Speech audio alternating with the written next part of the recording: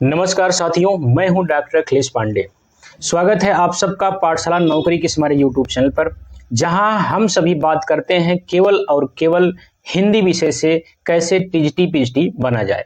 तो साथियों, इस समय हम लोग बात कर रहे हैं उत्तर प्रदेश के अंदर जो वर्ष 2022 में टीजीटी पीएचडी का विज्ञापन आया है, उसमें हिंदी विषय को लेकर के कैसे अंतिम रूप से जो आगामी परीक्षा अप्रैल मई जून में लगातार है, उसमें कैसे अंतिम रूप से सफलता सुनिश्चित की जाए।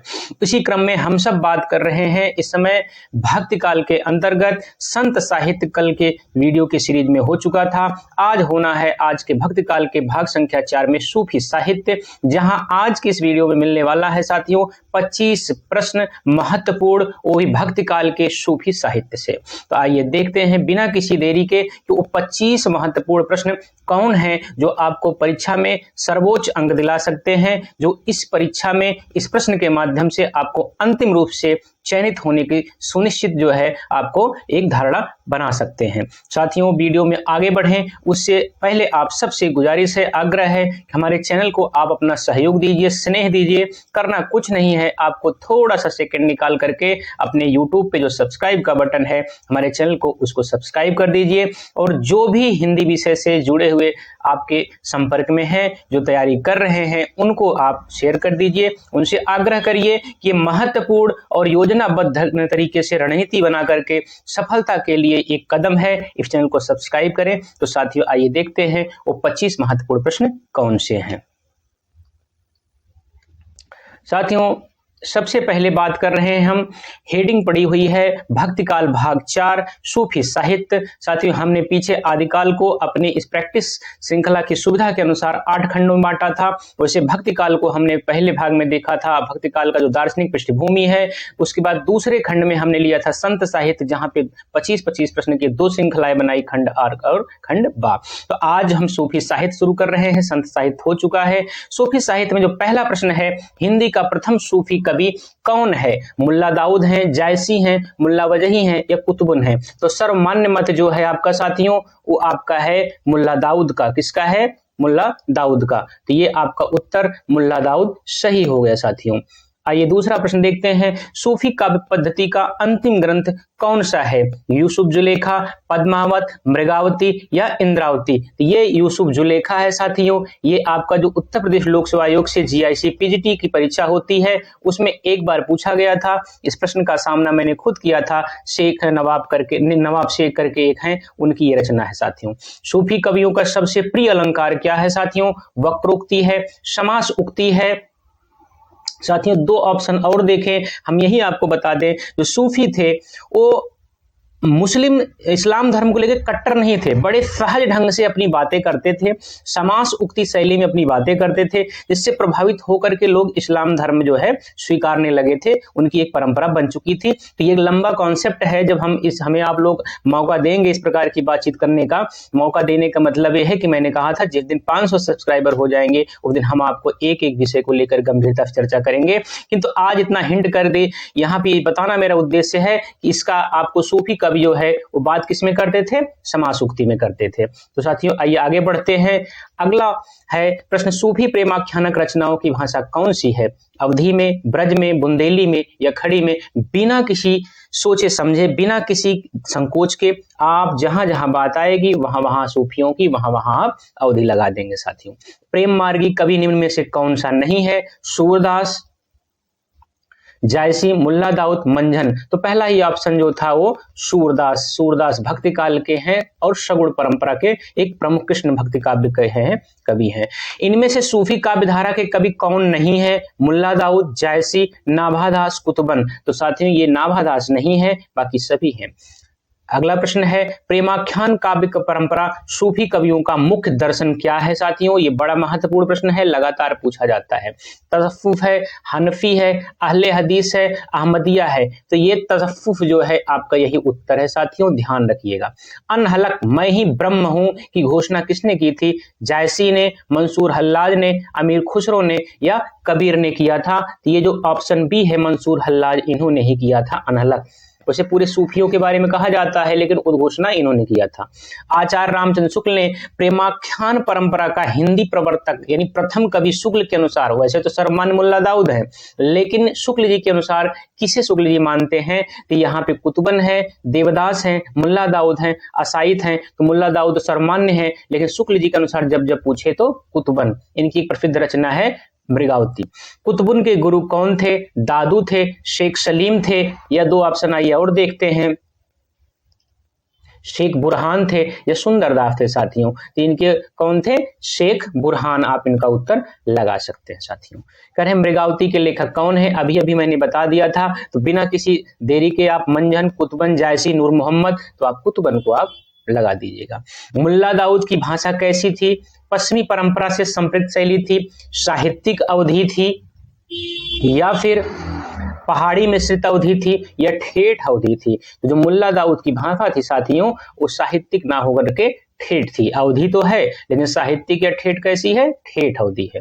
इनमें से जायसी की कौन सी रचना नहीं है? आखिरी कलाम, अखरावट, पद्मावत, ये तीन की तीनों है साथियों। ये चित्रावली नहीं है। चित्रावली किसकी रचना है? ये उस्मान की रचना है। किसकी है? उस्मान की रचना साथियों।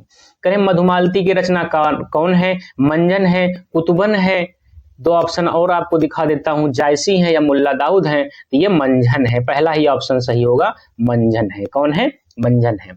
अगला प्रश्न बढ़ते हैं साथियों, क्वेश्चन नंबर 15। साधना की चार अवस्थाओं में शरीयत, तरीकत, मारिफत और हकीकत का संबंध निम्न में से किससे है? ज्ञान मार्गी साधना से, ज्ञान मार्गी यानी निर्गुण में जो कबीर वाले थे, संत साहित्य, सूफी साधना से यानी जो अभी आप पढ़ रहे हैं, इस्लाम धर्म साधना से, रीत मुक्त काव्य से। तो बिना किसी संकोच के बी ऑप्शन सूफी साधना, यही आपका उत्तर सही है साथियों। आइए आगे देखते हैं, क्वेश्चन नंबर 16। भक्तिकालीन सूफी काव्य धारा की विशेषताओं के संदर्भ में निम्नलिखित में एक विशेषता गलत है, यानी तीन इसमें ऑप्शन सही होंगे जो सूफी काव्य धारा में सूट करते हैं, एक ऐसा होगा जो सूफी काव्य धारा को सूट नहीं करता होगा, वही आपको बताना है। ऐसा मैं क्यों इतना जोर देकर कह रहा हूं कि ऐसे प्रश्न आते हैं एग्जाम में और दो चार रहते हैं, वही दो चार आते हुए आप गलत कर जाते हैं और वहां से आपकी संभावना अंतिम रूप से चयन होने की छीण हो जाती है। आइए देखते हैं कौन गलत है। इस काव्य धारा के, कौन से सूफी काव्य धारा के सभी कवि मुसलमान थे? बिल्कुल सही बात है। इस काव्य धारा में सभी कवियों ने हिंदू प्रेमी प्रेमिकाओं को प्रेम कथा का काव्यात्मक चित्रण प्रस्तुत किया, बिल्कुल ठीक बात है। कवियों ने अवधी एवं ब्रजभाषा में रचना की, बिल्कुल ठीक बात है, यहां तक तो बिल्कुल सही है। अब अगला ऑप्शन देखते हैं, अगला ऑप्शन क्या है लास्ट में? इस काव्य धारा के कवियों ने सिर्फ मुक्तक काव्य ही लिखा, ये गलत है। इन्होंने लिखा था प्रबंध काव्य भी खूब दबा के, प्रबंध काव्य सूफी में खूब दबा के देखने को मिलता है। अगला प्रश्न बढ़ते हैं, अखरावट काव्य कृति के रचयिता कौन है? जायसी है क्या? कुतुबन है क्या? मंजन है क्या? या उस्मान है क्या? तो कौन है साथियों? जायसी है। कौन है? जायसी है। करें जायसी का सर्वोत्कृष्ट ग्रंथ पद्मावत है, क्या है? एक त्रासदपूर्ण रचना मानी जाती है क्या?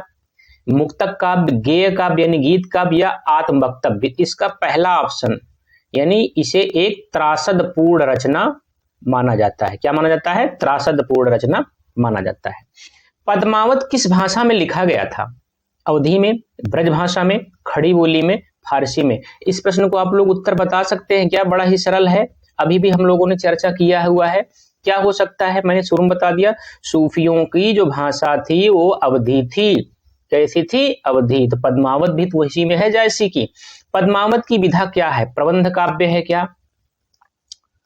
मुक्तक काव्य है क्या? खंड काव्य है या महाकाव्य है? तो साथियों क्या है ये प्रबंध काव्य है। अभी अभी ऊपर एक प्रश्न में आपने देखा था, ये प्रबंध काव्य है। क्या है? प्रबंध काव्य है। पद्मावत के अनुच्छेदों का नाम क्या है? सर्ग, कांड, खंड या अंक? पद्मावत कितने सर्ग में है भाई, बता सकते हैं कोई क्या?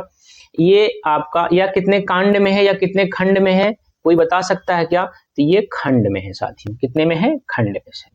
आगे बढ़ते हैं, पद्मावत में रत्नसेन किसका प्रतीक है? बड़ा ही महत्वपूर्ण प्रश्न है साथियों, ये किसका प्रतीक है?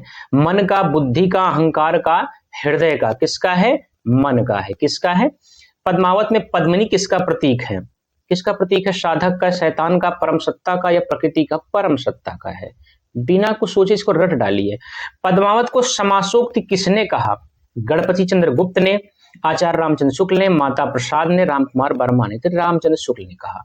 कहरनामा किसकी रचना है?